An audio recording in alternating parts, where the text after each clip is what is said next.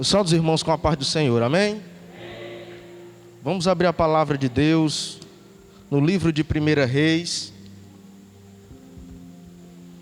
1 Reis, capítulo de número 5, onde nós iremos meditar nosso culto de doutrina. 1 Reis, capítulo de número 5. Quero louvar a Deus pela vida dos irmãos que nos visitam. Está nos visitando o Almir, o irmão Cassiano está ali atrás.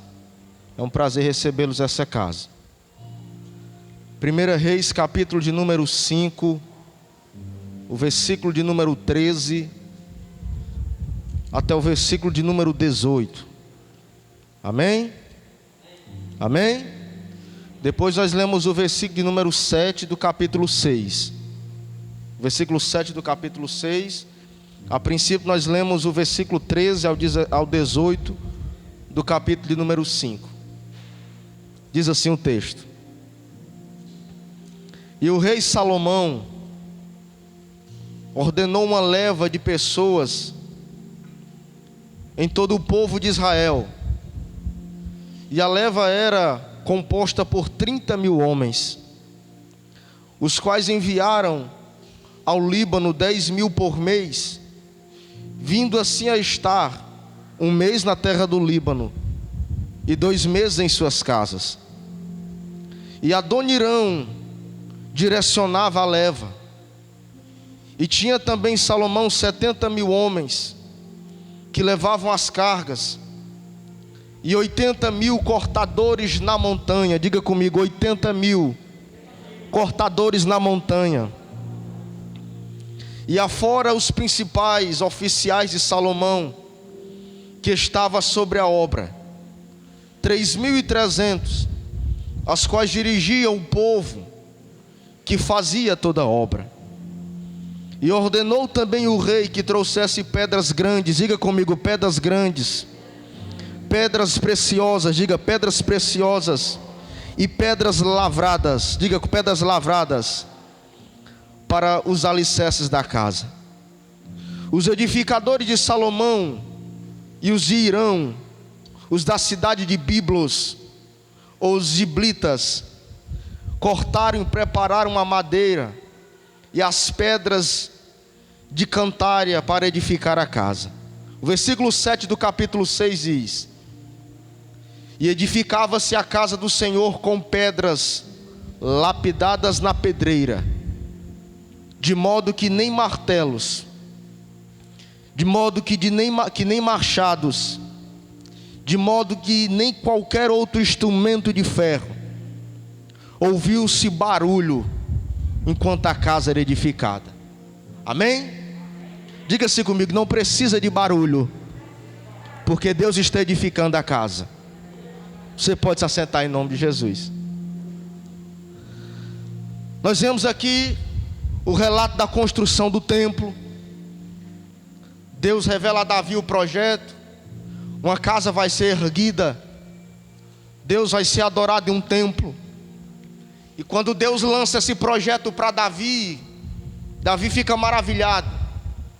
Davi fica feliz porque no coração de Davi ele já carregava um sentimento de adoração a Deus. Davi considerava ou achava digno o Deus a qual lhe havia lhe dado muitas batalhas ser adorado por ele. Mas no mesmo tempo em que Deus também lhe revela o projeto em que uma casa vai ser construída, um templo vai ser erguido, Deus também revela a Davi dizendo: Tu não irás construir para mim, mas o teu filho Salomão, ele vai botar cabo esse projeto. O teu filho Salomão vai executar a obra. O teu filho Salomão vai fazer o que está em teu peito, vai fazer o que está em teu coração. A obra vai ser construída pelo teu filho. O teu filho vai construir a obra. E diz que assim Davi descansa no Senhor. Davi parte, Davi morre, Davi vai, o sonho fica. Salomão agora cresce, vai dominar sobre o reino. E diz que assim Deus cumpre, Deus faz com que Salomão realize aquilo que estava no coração de Davi. nós vemos que um dos principais fundamentos que Davi deixou para Salomão, seu filho, foi as amizades. Quando Davi morre, Salomão agora reina. Davi deixa um grande amigo, um grande aliado para executar a obra. O nome desse grande amigo que Davi deixa para Salomão é Hirão. Hirão, o rei de Tiro. O rei de Tiro, do país do Líbano. Diz que Salomão faz aliança com Hirão, e diz que Hirão manda madeira, manda pedra. Em troca de tudo isso, Salomão manda cereais ou manda comida para a terra de Tiro. E diz que a obra de Deus é feita. A obra de Deus é feita com pão. A obra de Deus é feita com a madeira. A obra de Deus é feita com pedra. E diz que a obra de Deus é executada. Quando nós pulamos para o capítulo de número 9, nós vemos que depois de longos 20 anos, diz que a casa real foi construída. E a casa do rei também, a casa do Senhor também foi completada. A obra havia terminado. Só que no meio desse tempo nós vemos muitas dificuldades que o rei enfrentou. O construtor havia encarado muitas empreitadas difíceis de ser executado. Quando nós abrimos o capítulo de número 5, versículo de número 13, diz que o rei Salomão decretou, ordenou, determinou uma leva de pessoas em toda a nação israelita.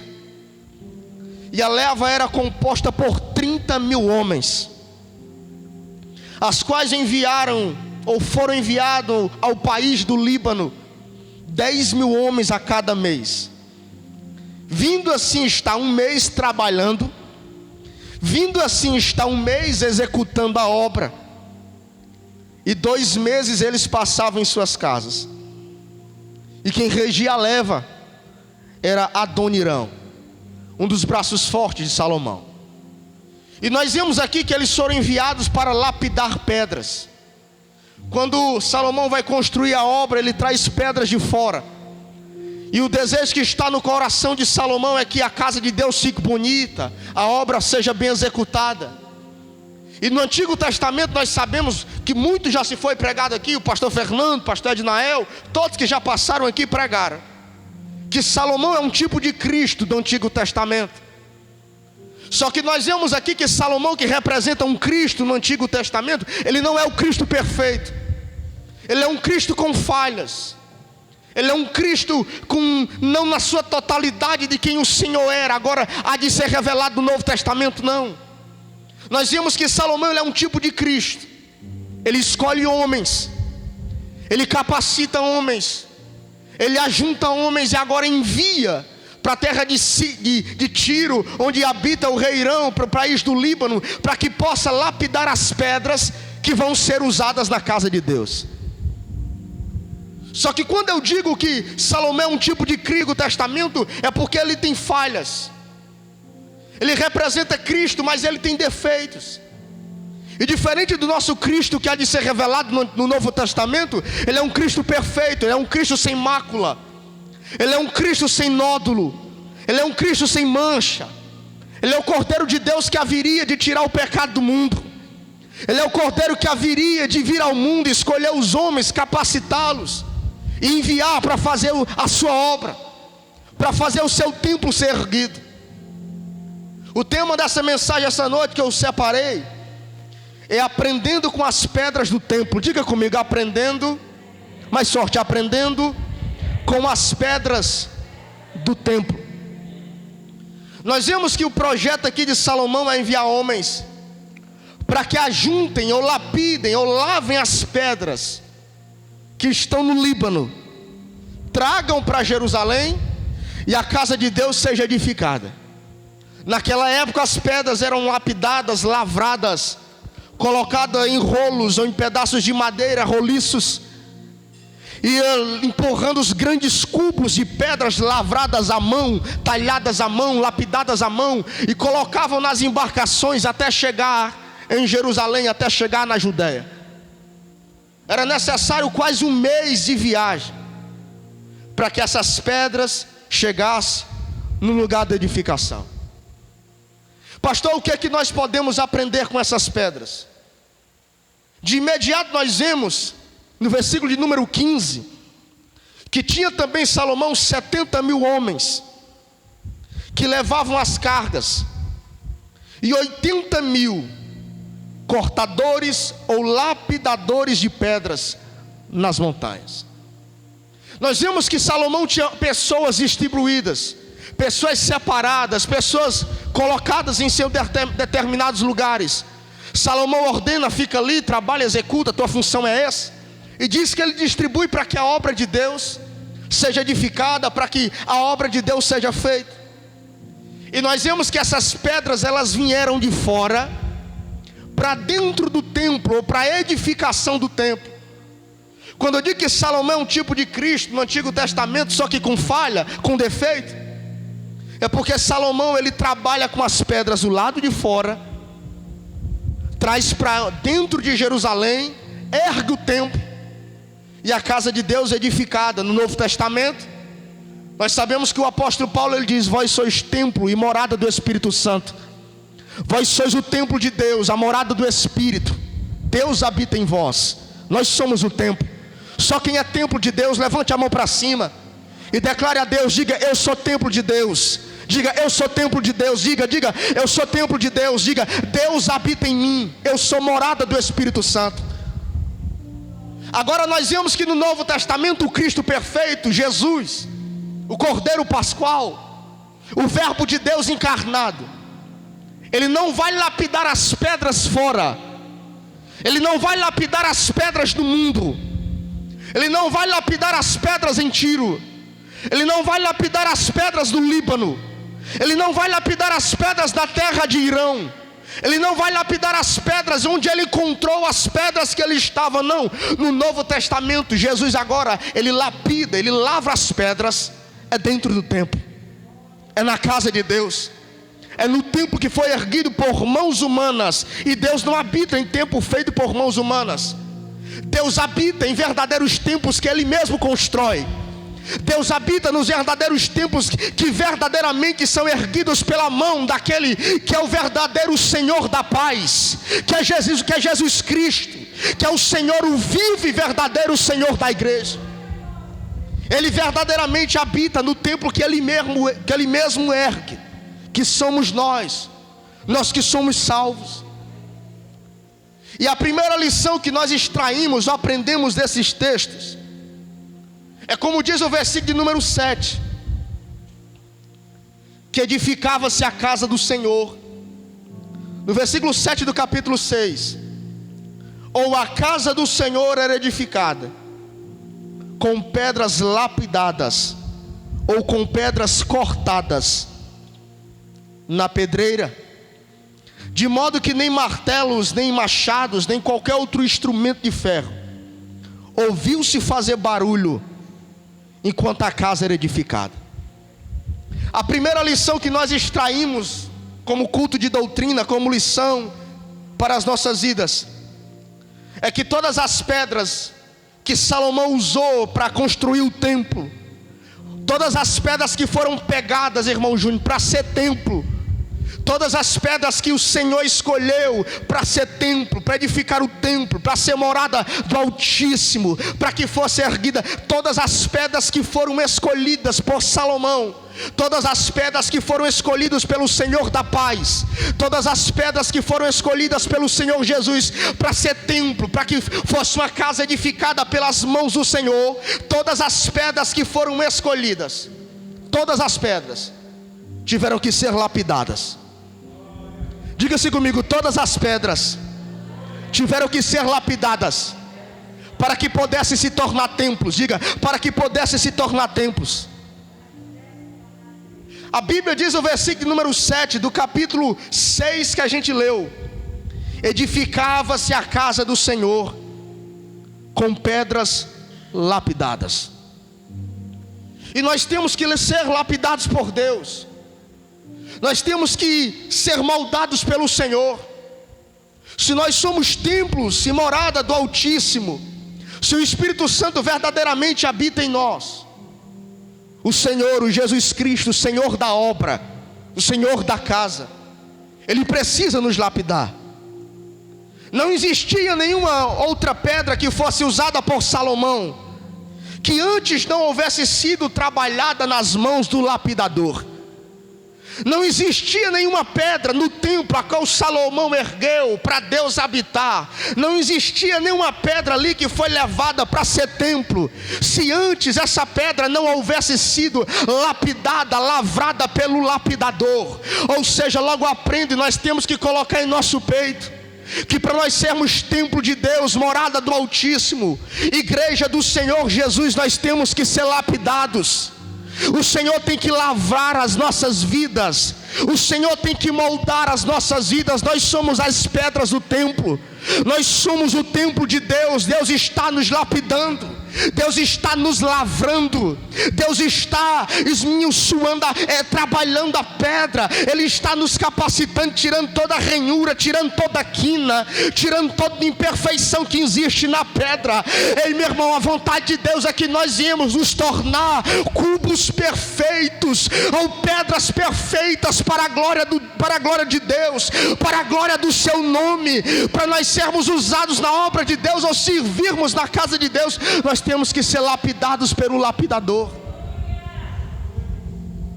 Nenhuma pedra era usada por Salomão antes que essa pedra houvesse sido lapidada pelas mãos do lapidador. Ou seja, para a pedra ser lapidada, para a pedra ser preparada como pedra para o templo, o martelo tinha que ser usado na pedra.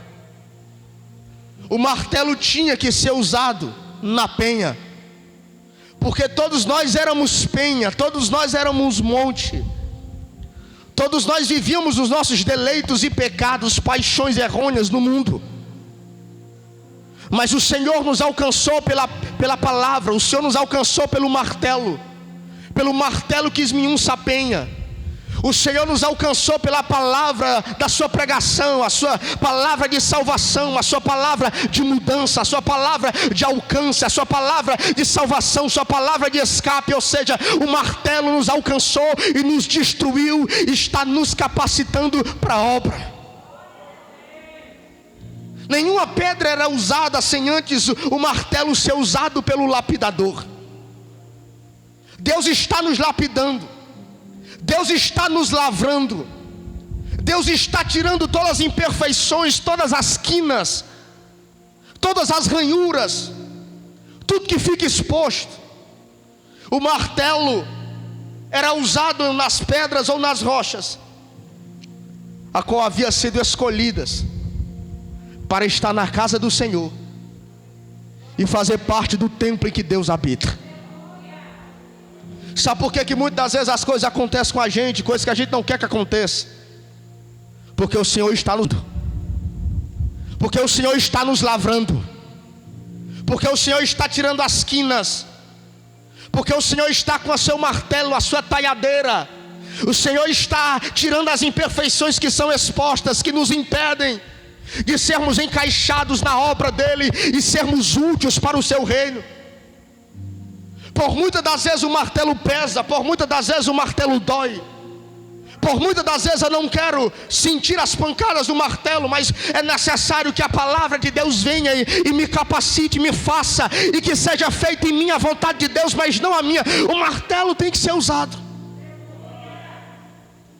Nenhuma pedra que Salomão trouxe para o templo não foi pedra que não passasse pela mão do lapidador.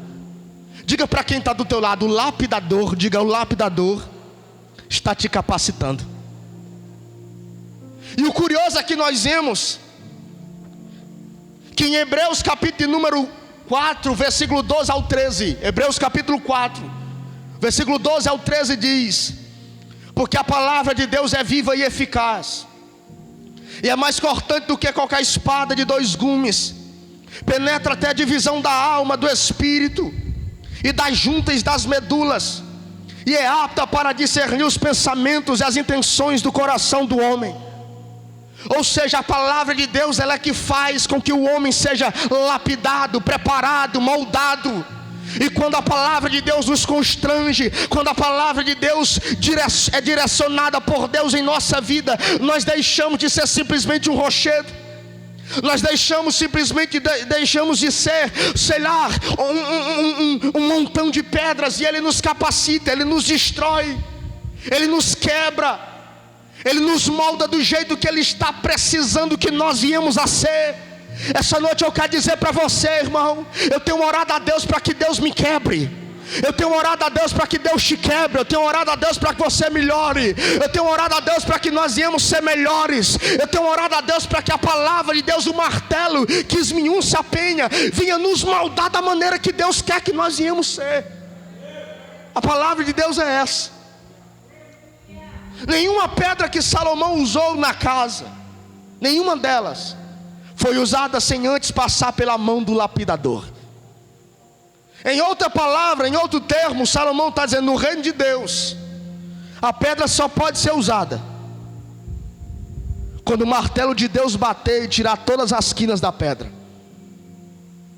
Salomão está dizendo, o texto alegoriza, apontando em nossos olhos, que todas as pedras têm que ser lapidadas, para que possa tirar todas as imperfeições ou todas as quinas, para que no final da obra, a obra esteja com defeitos, ou toda a construção da nossa vida, no final da construção, no final da vida, a obra tenha defeitos, ou a obra seja imperfeita. Sabe como é que nós temos que viver ou lutar para que nós possamos viver em Deus? É o hoje, é o agora. Mas a nossa maior preocupação é no final da nossa vida. É como o Senhor vai nos encontrar no final da nossa vida. Será que os defeitos que eu estou construindo a minha vida com eles agora, eu estou colocando cubos e cubos, tijolos e tijolos, eu estou colocando pedras e pedras, e eu sou o templo do Espírito Santo, mas no final de tudo isso, será que não vai ter imperfeições? Será verdadeiramente que Deus vai se agradar do templo? Salomão está nos ensinando, quando ele manda lavrar as pedras ou lapidar as pedras, que a construção tem que ser perfeita. A casa de Deus tem que ser perfeita. Você tem que ser perfeito para que Deus habite. Não construa a sua vida em Deus em cima de defeitos. Não construa a sua vida em cima de quinas, em cima de ranhuras, em cima de imperfeições.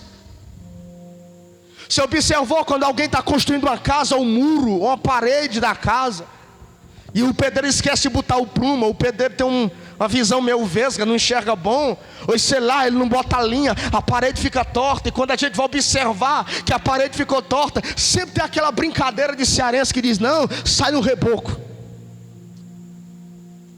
Mas no reino de Deus não tem isso. Deus não taca o reboco por cima das nossas imperfeições. Ele quer que nós venhamos ser lapidados hoje para que o muro cresça.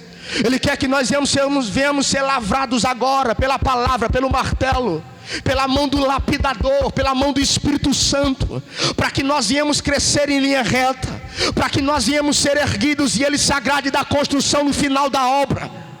Porque muitos de nós não pensamos que Deus não há de cobrarmos a nós no final de tudo. Para muitos de nós o que conta é o que nós somos agora, o que nós fazemos agora. E o que eu estou botando debaixo do tapete, o que eu estou construindo a minha vida em cima do que eu acho que é certo, do que eu acho que é correto. Será que a conta de Deus não vai chegar sobre a minha vida no final da construção? Será que a parede não vai ficar torta no final da construção? Todas as pedras que eram usadas, todas as pedras para fazer parte da obra, tinham que ser lapidadas pela mão do lapidador. Quem é o lapidador? É o Espírito Santo de Deus que está nos capacitando. É o Espírito de Deus que abre o nosso coração para que a palavra penetre, para que a palavra entre, para que a palavra nos quebre, para que a palavra nos transforme, para que a palavra nos mude, para que a palavra nos constranja, para que a palavra revele a nós que nós estamos errados, para que a palavra revele que nós precisamos melhorar, para que a palavra revele que nós não estamos tão bem na fita como nós imaginamos, para que a palavra revele que nós precisamos nos enquadrar ao padrão da construção do Senhor. É o Espírito Santo, o lapidador do homem. E quando o escritor aos Hebreus está dizendo, porque a palavra de Deus é viva e eficaz, e mais cortante do que qualquer espada, do que espada alguma de 2 gumes, e penetra até a divisão da alma e do espírito, e das juntas e das medulas, e é apta para discernir os pensamentos e as intenções do coração do homem. Sabe o que é que ele está querendo dizer? Ele diz: é apta para discernir os pensamentos, as intenções do coração do homem. Quando ele diz que a palavra de Deus é apta, ele está querendo dizer que a espada de Deus é a espada certa, que precisa ser usada.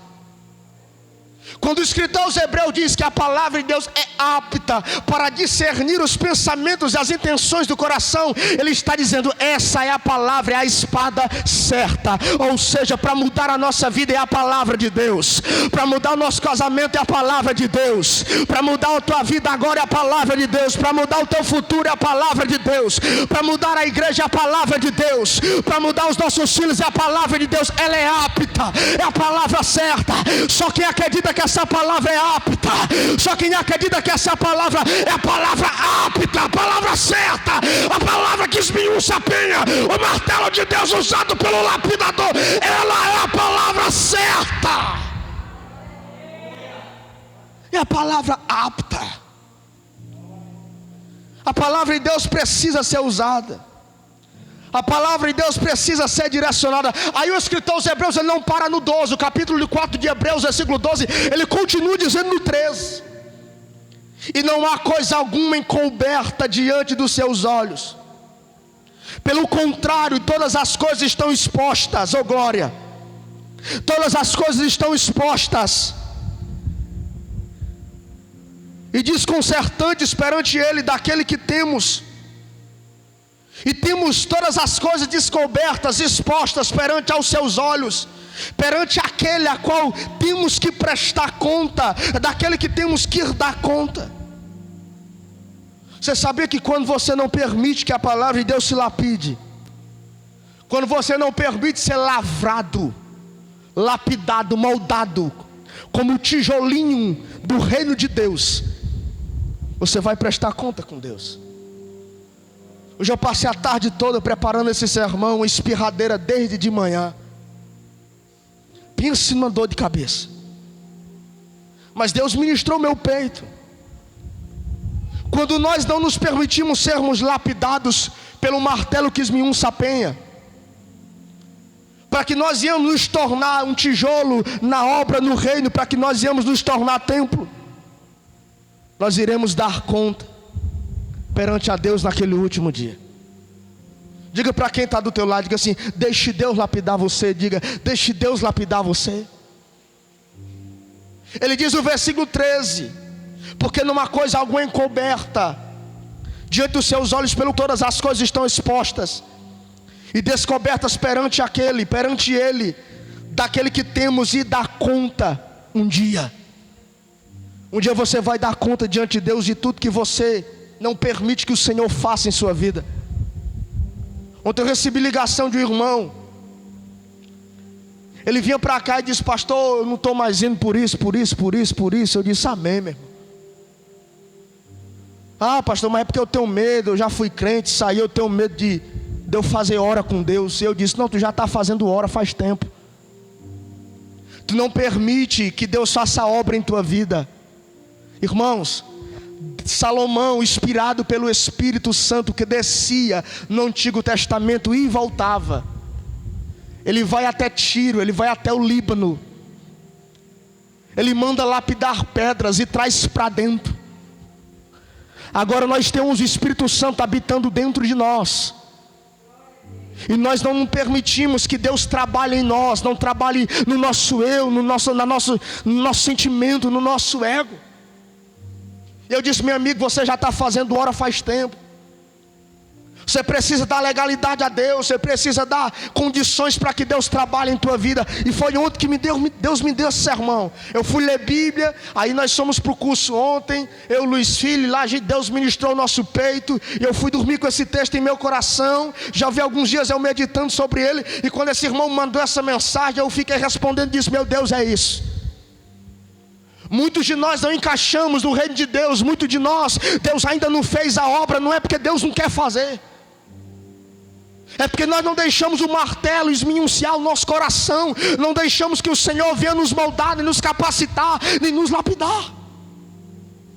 Muitas vezes eu quero ficar com as minhas quinas. Muitas vezes eu quero ficar com as minhas imperfeições, com as minhas ranhuras. Eu estou atrapalhando a obra, eu estou atrapalhando o templo. Eu estou tardando o que Deus tem para fazer em minha vida. Diga para o irmão que está ao teu lado, diga assim: você é um tijolinho. Diga: você é um tijolinho na construção de Deus.